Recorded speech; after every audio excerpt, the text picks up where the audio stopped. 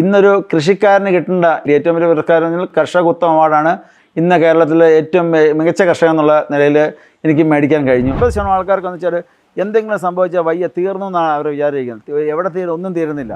നമ്മളെപ്പോലുള്ള വൈകല്യത്തിൽ നിന്ന് കൃഷി പഠിപ്പിക്കണം എന്ന് എനിക്ക് ഒരുപാട് ആഗ്രഹമുണ്ട്. എന്ന് വെച്ചാൽ ഞാൻ എങ്ങനെ കൃഷി ചെയ്ത് എങ്ങനെ എത്തിപ്പെട്ടു എന്ന് കാണിച്ചു കൊടുക്കണം എന്നുണ്ട് എനിക്ക് ആഗ്രഹമുണ്ട്. തോറ്റു പിന്മാറാൻ ഞാൻ ഇപ്പോഴും തയ്യാറില്ല. ഇനി ഈ അവസ്ഥയിൽ മാറ്റം വന്നാൽ ആ അവസ്ഥ ഞാൻ കൈകാര്യം ചെയ്യും. സാധാരണ ഒരാൾ കർഷകർ അവാർഡ് മേടിക്കാൻ ചെല്ലുന്നത് റെഡിയായിട്ട് നടന്നാണ് ചെയ്യുന്നത്. എനിക്കൊന്നും നല്ല സ്പീഡ് നടക്കാൻ പറ്റും. ഞാൻ കൈവത്തി കയറി ചെന്നപ്പം സാറിനോട് ഷാജി പേടിക്കേണ്ട, ഞാൻ തീർച്ചയായും ഷാജിനെ 100% ഞാൻ കൊണ്ടുവന്നിട്ട് സാറ് തന്നെ എന്നെ കൊണ്ടുപോയി.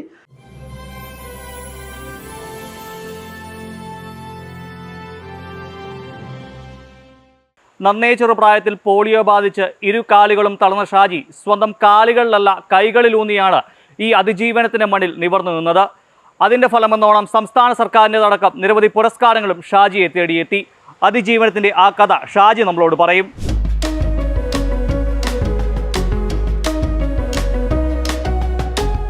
ഇത് പോളിയോ ബാധിച്ചാണ്. എനിക്ക് 6-ാം വയസ്സാണ് പോളിയോ ബാധിച്ചത്. ഞങ്ങൾ ശരിക്കും ഇവിടുത്തുകാരല്ല, ഞങ്ങൾ തൊടുപുഴയിൽ നിന്ന് വന്നതാണ്. അന്ന് ഞാൻ ഇങ്ങോട്ട് മലബാറിലേക്ക് ഞങ്ങൾ വരുന്ന സമയത്ത് എനിക്ക് വെറും 46 ദിവസം പ്രായമുള്ള സമയത്താണ് ഞങ്ങൾ മലബാറിലേക്ക് കുടിയേറുന്നത്. അങ്ങനെ വന്ന് ഞങ്ങൾ ഇവിടുന്ന് കോട്ടപ്പാറ എന്ന സ്ഥലത്ത് അവിടെ കൃഷി ചെയ്തുകൊണ്ടിരിക്കുകയാണ്. ഇപ്പോൾ ഞങ്ങൾ ഫാമിലിയായിട്ട് കൃഷിക്കാരാണ്. അങ്ങനെ ഇരിക്കെ 6-ാം വയസ്സ് 1-ാം ക്ലാസ്സിൽ പഠിച്ചിരിക്കുന്ന സമയത്ത് മഴ നനഞ്ഞ് വന്ന് ആണ് ഒരു പോളിയോ ബാധിച്ചത്. അങ്ങനെ കംപ്ലീറ്റ് കടന്ന കിടപ്പിലായിരുന്നു. പിന്നീട് ചികിത്സിച്ച് ഇങ്ങനെ കൈകുത്തി നടക്കാനായി. പിന്നെ ചാച്ചൻ്റെ ചേട്ടന്മാരുടെയും അമ്മച്ചയുടെ ഒപ്പം കൃഷിയിലേക്ക് ഇറങ്ങി. തൊടുപുഴയിൽ നിന്ന് ഞങ്ങൾ കൂടുതൽ ഭൂമി ഏറ്റെടുക്കാൻ വേണ്ടിയുള്ള ഉത്തരവാദിത്തത്തിലാണ് ഞങ്ങൾ ചാച്ചൻ ഇങ്ങോട്ട് കുടിയേറി വന്നത്. അപ്പോൾ ഞങ്ങൾ 4 പേരാണല്ലോ. അന്ന് ഞങ്ങൾക്ക് അത്ര സാമ്പത്തികമൊന്നുമില്ല, ജീവിക്കാനുള്ള വകുപ്പൊക്കെ ഉണ്ട്. എന്നാലും അത്ര കഷ്ടപ്പെട്ടാണ് പൊനം കൊത്തി കാട് വെട്ടി തെളിച്ചൊക്കെയാണ് ഭൂമി എടുത്തത്. ഒന്നും ഒരു ആദായവുമില്ല. അങ്ങനെ ഓരോന്നും വെച്ച് പിടിപ്പിച്ച് അങ്ങനെയാണ് ആദായമായത്. അപ്പോൾ മറ്റുള്ളവരെല്ലാം പഠിച്ചുകൊണ്ടിരിക്കുകയായിരുന്നു. അപ്പോൾ എനിക്ക് വയ്യാതായപ്പോൾ എൻ്റെ മൂത്തചേട്ടൻ്റെ പഠിത്തം നിർത്തേണ്ട വന്നു. ബാക്കി എല്ലാവരും പഠിച്ചു. എനിക്ക് പഠിക്കാൻ പോകാൻ പറ്റില്ല. പക്ഷേ വീട്ടിൽ നിന്ന് എല്ലാം അമ്മച്ചും ചാച്ചനും ചേട്ടന്മാരെല്ലാം പറഞ്ഞത് പഠിച്ചു. അങ്ങനെ കൃഷിയിലേക്ക് ഇറങ്ങി. അങ്ങനെ ബഡിങ് ഗ്രാഫ്റ്റിങ്ങും ഒക്കെ നന്നായിട്ട് ചെയ്തു. പിന്നെ എനിക്ക് എന്ത് ചെയ്യാൻ പിന്നെ പണ്ടേ ഒരു മടിയുള്ള സ്വഭാവമല്ല. എന്തായാലും ഞാൻ എന്തും ചെയ്യും. എനിക്ക് എല്ലാ കാര്യങ്ങളും ആക്റ്റീവായിട്ട് ചെയ്യേണ്ട ഒരു നിർബന്ധ സ്വഭാവം പണ്ടേ ഉണ്ട്, ഇപ്പോഴും ഉണ്ട്. പണ്ടേ ഒരുപാട് ഈച്ച വളർത്തലും കാര്യങ്ങളൊക്കെ നടത്തിയിട്ടുണ്ട്. ഇപ്പോഴും ചാച്ച ഒരുപാട് കരിമ്പത്തെ ഒരുപാട് മാവ് ഇനങ്ങളെ കൊണ്ടുവന്ന് പിടിപ്പിച്ചിട്ടുണ്ട്. അതിൻ്റെ പശ്ചാത്തലത്തിൽ അതിൻ്റെ തൈകൾ കൊടുത്ത് ചെയ്യാവുന്ന ഒരു ഉത്തമ ബോധത്തോടെയാണ് ബഡിങ് ഗ്രാഫ്റ്റിംഗ് ആദ്യം പഠിച്ചു. അങ്ങനെ അത് ചെയ്ത് നല്ല രീതിയിൽ ചെയ്ത് തന്നെ വന്നു. റബ്ബർ തൈയുടെ ബാക്കി എല്ലാം ഉണ്ട്. ഞങ്ങൾ റബ്ബർ തൈ മാത്രമാണ് ഞങ്ങൾക്ക് ഇല്ലാത്തുള്ളൂ. ഞങ്ങളിപ്പം മാതാ നഴ്സിംഗ് സ്ഥാപനം ഞങ്ങൾ കോട്ടപ്പാറയായിരുന്നു ആദ്യം തുടങ്ങി. കോക്കാട് തുടങ്ങി, ആദ്യം ഉടുക്കൽ തുടങ്ങി, പിന്നെ ഇപ്പോൾ കോക്കാട് നടത്തുന്നുണ്ട്. ഇതെല്ലാം ചെയ്യുന്നുണ്ടെങ്കിൽ ഞങ്ങളുടെ പ്രത്യേകം ഞങ്ങൾ എല്ലാ കൂട്ടവും ചെയ്യും. ഒന്നിൽ നിന്ന് കൃഷിയിൽ നഷ്ടം വന്നാൽ അടുത്തിൽ മെച്ചപ്പെടണം എന്നുള്ള ഒരു കാഴ്ചപ്പാടാണ് ഞങ്ങൾക്കുള്ളത്. നേഴ്സറി മാത്രമല്ല, ഞാൻ ലാൻഡ്സ്കേപ്പിംഗ് ഗാർഡൻ ചെയ്യാൻ വേണ്ടി പോകും. ഞാൻ എല്ലാ പരിപാടിയും ചെയ്യും. അതും ഒരുപാട് മെച്ചമുള്ള കാഴ്ച. ഇപ്പം പണിയില്ല സമയത്ത് നമുക്ക് ഒരു പണിയാകും, അവർക്ക് സന്തോഷമാകും. ഞങ്ങൾ ചെയ്ത് കൊടുക്കുമ്പോൾ ഞങ്ങളുടെ വേറൊരു ബെനിഫിറ്റ് എന്ന് വെച്ചാൽ അഗ്രികൾച്ചറെല്ലാം ഞങ്ങളുടെ സ്വന്തം സാധനമായതുകൊണ്ട് ഞങ്ങൾക്ക് 100% ഗ്യാരണ്ടിയോടുകൂടി ഉത്തരവാദിത്തോടുകൂടി ഞങ്ങൾക്ക് ചെയ്യാൻ കഴിയും. ഇപ്പോൾ സ്പൈസസിൻ്റെ എല്ലാ ഇനങ്ങളുണ്ട്. തെങ്ങ്, കുരുമുളക്, ജാതി, ഗ്രാമ്പു, അങ്ങനത്തെ എല്ലാ ഇനങ്ങളുണ്ട്. പിന്നെ ചെടികളുണ്ട്, തേനീച്ച വളർത്തലുണ്ട്, പക്ഷി വളർത്തലുണ്ട്, എല്ലാം ഉണ്ട്. ഒന്നായിട്ടല്ല, മിക്സഡായിട്ടാണ് പോകുന്നത്. സാധാരണ കാർഷിക മേഖല കൃഷിക്കാരുടെയൊക്കെ രീതി എന്ന് പറഞ്ഞാൽ ഒരു കൂട്ടങ്ങൾ മാത്രം ചെയ്ത് അവർ കൃഷി നഷ്ടമെന്നാണ് പറയുന്നത്. പിന്നെ സമൂഹത്തിൽ മാന്യതയില്ല എന്നുള്ള സ്വയം തോന്നലുകൾ. അങ്ങനെ ഒരുപാട് ഈഗോ മനുഷ്യൻ്റെ ഇടയിലുണ്ട്, കൃഷിക്കാരുടെ ഇടയിൽ. അതുകൊണ്ടാണ് തെറ്റ് പറയാൻ പറ്റില്ല. എന്താണെന്ന് വെച്ചാൽ എല്ലാവരും മനസ്സിലെയും കാര്യങ്ങൾ ഒരുപോലെ ആയിരിക്കത്തില്ല, പല മനസ്സുള്ളവരായിരിക്കാം. പക്ഷേ കൃഷി നല്ലതാണെന്നുള്ള ബോധ്യം എനിക്കുണ്ട്. എന്താണെന്ന് വെച്ചാൽ നമ്മളാണ് കൃഷിക്കാരനാണ് നാടിന് നട്ടലെന്ന് പറയുന്നെങ്കിലും എവിടെ ചെന്നാൽ അവർക്കൊരു ഇത് കിട്ടാത്തതുകൊണ്ടാണ് അവർക്ക് വിഷമം. ഞാൻ നേരെ തിരിച്ചാണ് പറയുന്നത്. നമ്മുടെ ആവശ്യങ്ങൾ നമ്മൾ ചോദിച്ച് നേടാനും കഴിയണം. അതാണ് നമുക്ക് വേണ്ടത്. ഞാൻ ചെയ്യുന്ന തൊഴിൽ തൃപ്തികരമാണെന്ന് എൻ്റെ മനസ്സിലുണ്ടെങ്കിൽ എനിക്ക് ആരോടും സംസാരിക്കാം, കാര്യങ്ങൾ ചോദിക്കാം. പക്ഷേ അതങ്ങനെ ആരും വരുന്നില്ല. ഒരു വർഷം പോലും ആയിട്ടില്ല വീൽചെയർ കയറിയിട്ട്. അപ്പോൾ കാലിന് ബെൻഡായി, കൈക്ക് ഷോൾഡർ വേദനയായി, അപ്പോൾ നടക്കാൻ പ്രയാസമായി. എന്നാലും ഇത്ര വയസ്സായപ്പോൾ ഞാൻ വെച്ചിന് വേണ്ട, അതിനുള്ള സൗകര്യങ്ങളൊന്നും ഉണ്ടല്ലോ, നമുക്ക് ദൈവം സഹായിച്ച ഉണ്ട്. ആ സൗകര്യത്തിൽ കൂടെ നമ്മൾ നടന്ന് മറ്റുള്ളവർക്ക് മാതൃകയാക്കാമെന്നാണ് എൻ്റെ മനസ്സിലെ ആഗ്രഹങ്ങൾ. ഒരുപാട് വയ്യാത്തവരൊക്കെ ഇരിക്കുന്നവർ ഞാൻ അവരോടെല്ലാം നേരെ പോസിറ്റീവായിട്ട് പറഞ്ഞു, നിങ്ങൾ ഇത്രയും സൗകര്യങ്ങളുണ്ടായിട്ട് ഇന്നത്തെ കാലത്ത് ഇങ്ങനെ ഇരിക്കുന്നതാണ് എൻ്റെ ചോദ്യം. പക്ഷേ എല്ലാവരും ഞങ്ങളെപ്പോലുള്ള അവസ്ഥയിൽ ഞങ്ങളെപ്പോലുള്ളവർ എല്ലാവരും മറ്റുള്ള കാർഷിക മേഖലയിലേക്ക് ആരും വരുന്നത് വെച്ചാൽ ആരും മണ്ണ് പറ്റാനോ മണ്ണിൽ പണിയെടുക്കാനോ കൃഷി നല്ലതാണെന്ന് തെളിയിക്കാനോ ഒന്നും അവർക്ക് കഴിയുന്നില്ല. വെച്ചാൽ അവരെല്ലാവരും എന്തുകൊണ്ടാണെന്ന് അറിയത്തില്ല, അതിനൊരു മടിയാണ്. പക്ഷെ ഞാൻ നേരെ തിരിച്ചാണ്. ഞാൻ കൃഷിയിൽ തന്നെയാണ് മുഴുവൻ കാര്യങ്ങളും ചെയ്യുന്നത്. എന്ത് ചെയ്യുമ്പോൾ നമ്മൾ നല്ലൊരു മനസ്സോട് ചെയ്യാനുള്ള മനസ്സാണ്. 80% ആൾക്കാർക്കെന്ന് വെച്ചാൽ എന്തെങ്കിലും സംഭവിച്ചാൽ വയ്യ തീർന്നു എന്നാണ് അവർ വിചാരിക്കുന്നത്. എവിടെ ഒന്നും തീരുന്നില്ല. അപ്പോൾ അങ്ങനെയാണ് ഇപ്പോൾ ഞാൻ ഇത്ര നേരം കൈവത്തിയാണ് ഇത്രയും കാര്യങ്ങൾ നടത്തി. ഇപ്പോൾ വീൽ ചെയർ കയറി ഞാൻ തീർന്നു വിചാരിക്കണേ, തീർന്നില്ല, ഞാൻ തുടങ്ങിയിട്ടേ ഉള്ളൂ. ഇനിയും ഇതിനേക്കാൾ അവസ്ഥയായിട്ട് എത്ര ആൾക്കാർ ഇതിനേക്കാൾ നന്നായിട്ട് ചെയ്യുന്നു.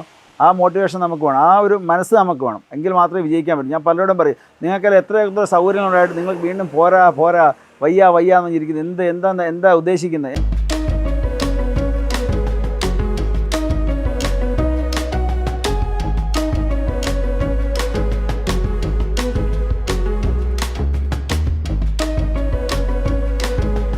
വണ്ടിയൊക്കെ ആയിരുന്നു എത്രയോ കിലോമീറ്റർ വേണമെങ്കിൽ ഞാൻ 100-300 കിലോമീറ്ററൊക്കെ ഞാൻ ഓടിക്കും. അത് ഡ്രൈവിങ്ങിൽ പ്രത്യേകത വെച്ചാൽ കയറി ഇരുന്നാൽ ഓടിക്കാൻ ബുദ്ധിമുട്ടൊന്നുമില്ല. എനിക്ക് കാലിന് മാത്രമല്ല പ്രശ്നമുള്ളൂ, വേറെ പ്രശ്നങ്ങളൊന്നുമില്ല. പിന്നെ എനിക്ക് ഇപ്പോഴാണ് കുറച്ച് ഷോൾഡറിനൊക്കെ വേദന. അന്നൊക്കെ എനിക്ക് പറ്റുമായിരുന്നു, എന്തെങ്കിലും ചെയ്യാൻ പറ്റും. ഞാൻ ഒറ്റയ്ക്ക് മെക്കാനിക്ക് വരെ ചെയ്യും.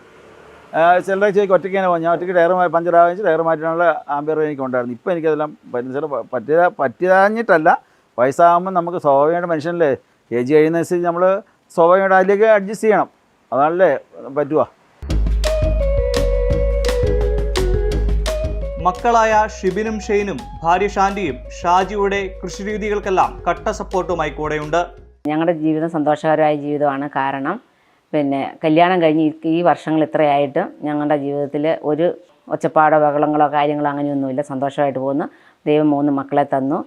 അത് സന്തോഷകരമായ മക്കൾ. ഞങ്ങളുടെ കൃഷിയും കാര്യങ്ങളെല്ലാം ഒത്തൊരുമയോടുകൂടി നടത്തിക്കൊണ്ട് പോകാൻ പറ്റിയ 3 മക്കൾ.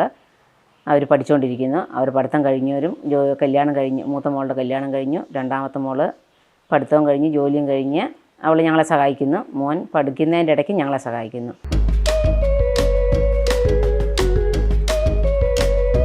ഇന്നൊരു കൃഷിക്കാരന് കിട്ടേണ്ട ഏറ്റവും വലിയ പുരസ്കാരം കർഷക ഉത്തമ അവാർഡാണ്.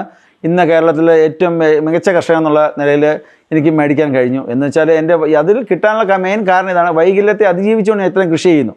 അതോടൊപ്പം തന്നെ നിരവധി അവാർഡുകൾ, കർഷകോത്തമ അവാർഡ്, കാർഷിക വ്യവസായ ബാങ്കിൻ്റെ സ്റ്റേറ്റ് അവാർഡ്, പിന്നെ ഗാന്ധിജി സ്റ്റഡി സെൻ്ററിൻ്റെ കർഷക തിലക അവാർഡ്. കർഷക തിലക അവാർഡ് ഇവിടെ എനിക്ക് പ്രത്യേകിച്ച് പറയാനുള്ള വെച്ചാൽ അന്നത്തെ ആദ്യമേ ഈ അവാർഡ് എല്ലാവരും സെലക്ട് ചെയ്ത് ഇങ്ങനെയാണ് പോവാണ്. അപ്പം ഈ അവാർഡ് പ്രഖ്യാപിക്കുമ്പം അയാൾ കൃഷി കാണിക്കുമ്പം വയ്യാത്ത ഒരാളാണെന്നുള്ള സംഭവം വരുന്നില്ല. അപ്പം എന്നെ സ്പോൺസർ ചെയ്തത് ജോൺസൺ പോൾ സാർ എന്ന് പറഞ്ഞ സാറാണ്. ഈ അന്നത്തെ ആ വർഷത്തെ ന്യൂസിലൻഡിൽ പോകാൻ വേണ്ടിയുള്ള 1,00,000 രൂപയും 15 ദിവസം ന്യൂസിലൻഡ് പര്യടനം അതിനകത്തുണ്ട് വെച്ചത്. അപ്പം ഞാൻ സാറിന് ആരാന്നറിയില്ല. അപ്പം ഞാൻ സാറിന് വേദിയിലേക്ക് കയറി ചെല്ലുമ്പം ഭയങ്കര അത്ഭുതത്തോടെ, സാധാരണ ഒരാൾ കർഷകർ അവാർഡ് മേടിക്കാൻ ചെല്ലുന്നത് റെഡിയായിട്ട് നടന്നാണ് ചെല്ലുന്നത്. എനിക്കൊന്നും നല്ല സ്പീഡ് നടക്കാൻ പറ്റും. ഞാൻ കൈ കുത്തി കയറി ചെന്നപ്പം സാറിനോട് പറഞ്ഞു, ഷാജി പേടിക്കേണ്ട, ഞാൻ തീർച്ചയായും ഷാജിനെ 100% ഞാൻ കൊണ്ടുവന്നിട്ട് സാറ് തന്നെ എന്നെ കൊണ്ടുപോയി. അതിനുള്ള കാരണം ഇതാണ്, നമ്മൾ ചെയ്യാൻ മനസ്സിൽ മടിയില്ലാതെ ചെയ്യുന്നു. അതാണ് അതിനകത്ത് വിജയിക്കഴിഞ്ഞത്. അതുപോലെ തന്നെ കൃഷി വകുപ്പിനെ പറ്റി പറഞ്ഞു കഴിഞ്ഞാൽ എല്ലാ കൃഷി ഓഫീസർമാരും എന്നെ ഒരുപാട് ആൾക്കാർ ഹെൽപ്പ് ചെയ്യാറുണ്ട്. ചിലർ നമ്മൾ ചെയ്യുന്ന പ്രവർത്തനം നല്ലതാണെന്ന് പറയും.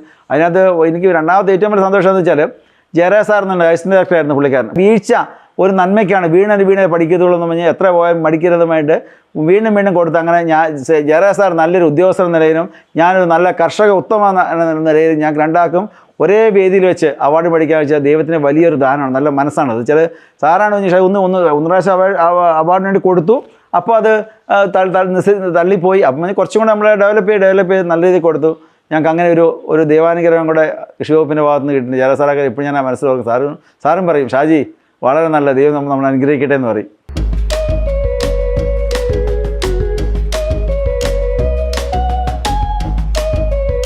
ഞാനിപ്പോൾ നേഴ്സ് നടത്തിക്കൊണ്ടിരിക്കുന്നത് ഞങ്ങൾ ആദ്യം ഹെഡ് ഓഫീസ് ഞങ്ങൾ കോട്ടപ്പാറയാണ്. എന്നുവെച്ചാൽ കോട്ടപ്പാറ എന്ന് പറയാൻ കാര്യം അവിടെ ഞങ്ങളുടെ മദർ പ്ലാന്റ് കാര്യങ്ങൾ ബേസിക്കായിട്ട് അവിടെയാണ് ഞങ്ങളുടെ ഉള്ളത്. പിന്നെ വിൽപ്പനയ്ക്കായിട്ട് ഞങ്ങൾ കോക്കാട് നഴ്സറി നടത്തുന്നുണ്ട്. അവിടെ മദർ പ്ലാന്റ് ഇപ്പോൾ ചെറുതായിട്ടായിട്ടുണ്ട്. ഇവിടെ ഞങ്ങൾ കൂടുതൽ ഉദ്ദേശിക്കുന്ന ആൾക്കാർക്ക് വന്ന് എടുത്തുകൊണ്ട് പോകാനുള്ള സൗകര്യാർത്ഥം വന്ന് കാണുക, കേൾക്കുക, അങ്ങനെയുള്ള പിന്നെ നിരപ്പായ സ്ഥലമായിട്ട് ആണ് ഇവിടെ വിൽപ്പന ഉണ്ടാക്കുന്ന. നമ്മൾ 80% ഞങ്ങൾ കോട്ടപ്പാറ തന്നെയാണ് ഉണ്ടാക്കുന്നത്. അതുപോലെ തന്നെ കൃഷിയിലേക്ക് വേണ്ടിയുള്ള ഞാൻ നേരത്തെ പറഞ്ഞിരുന്നു, കൃഷി ആൾക്കാരെ ഒരുപാട് നമ്മളെപ്പോലുള്ള വൈകല്യങ്ങൾ കൃഷി പഠിപ്പിക്കണം എന്ന് എനിക്ക് ഒരുപാട് ആഗ്രഹമുണ്ട്. എന്നുവെച്ചാൽ ഞാൻ എങ്ങനെ കൃഷി ചെയ്ത് എങ്ങനെ എത്തിപ്പെട്ടു എന്ന് കാണിച്ചു കൊടുക്കണം എന്നുണ്ട് എനിക്ക് ആഗ്രഹമുണ്ട്. എന്നുവെച്ചാൽ ഇപ്പോൾ ഇത്രയും അവാർഡ് വാങ്ങിച്ചു, ഇതൊക്കെ എങ്ങനെയാണ് സാധിച്ചത്, അല്ലാതെ ചെയ്തിട്ടാണോ എന്നുള്ള അറിയാൻ വേണ്ടി ഞാനിപ്പോൾ ഒരു മാതാ നേഴ്സ് എന്ന യൂട്യൂബ് ചാനലും കൂടെ തുടങ്ങിയിട്ടുണ്ട്. എങ്ങനെ നല്ല രീതിയിൽ കൃഷിയിലേക്ക് ഇറങ്ങിച്ചെല്ലാൻ പറ്റും, ഇറങ്ങിച്ചെന്നാൽ എങ്ങനെ ലാഭകരമാക്കാൻ പറ്റും, എന്തൊക്കെ കൃഷി ചെയ്താൽ മെച്ചപ്പെടാൻ പറ്റും, അങ്ങനെ ആ ഒരു ആശയത്തോടനുബന്ധിച്ച് ഒരു ആശയം തോന്നിയിട്ടാണ് ഞങ്ങൾ തുടങ്ങിയിരിക്കുന്നത്. അത് നല്ല രീതിയിൽ തന്നെ നിങ്ങളെല്ലാം കണ്ട് സപ്പോർട്ട് ചെയ്യണമെന്ന് ഞാൻ ആഗ്രഹിക്കുന്നു. അതുപോലെ തന്നെ എനിക്ക് വീണ്ടും പറയാനുള്ളത്, കൃഷി ഒരിക്കലും മോശമല്ല. എല്ലാ യുവാക്കളോടും എനിക്ക് പ്രത്യേകിച്ച് എടുത്തു പറയാനുള്ളതാണ്, കൃഷി നല്ലൊരു കാര്യമാണ്. നല്ല മനസ്സോടെ നല്ല ആത്മവിശ്വാസത്തോടെ നന്നായി ചെയ്താൽ കൃഷി നമുക്ക് വിജയത്തിൽ എത്തിച്ചേരാൻ സാധിക്കും എന്നുള്ളൊരു ചെറിയൊരു അനുഭവമാണ് എന്നിൽ നിങ്ങൾക്ക് കാണാൻ കഴിയും.